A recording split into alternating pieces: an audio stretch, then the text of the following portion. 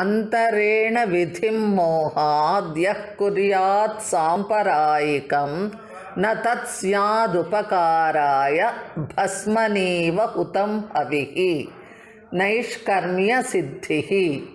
ಶ್ಲೋಕ 729. ಮೋಹದಿಂದ ಅಜ್ಞಾನದಿಂದ ಹೀಗೇ ಮಾಡಬೇಕೆಂಬ ವಿಧಿ ಇಲ್ಲದೆ ತನಗಿಷ್ಟ ಬಂದ ಹಾಗೆ ಮಾಡಿದ ಪರಲೋಕ ಸಾಧಕವಾದ ಕರ್ಮಗಳು ಬೂದಿಯಲ್ಲಿ ಹೋಮ ಮಾಡಿದ ಹಾಗೆ ವ್ಯರ್ಥವಾಗುತ್ತದೆ. Out of passion, out of ignorance, and without the right to do so, if the deeds which are beneficial for one's passage to heaven are done as one pleases, they become just as futile as ashes being poured into the sacrificial fire.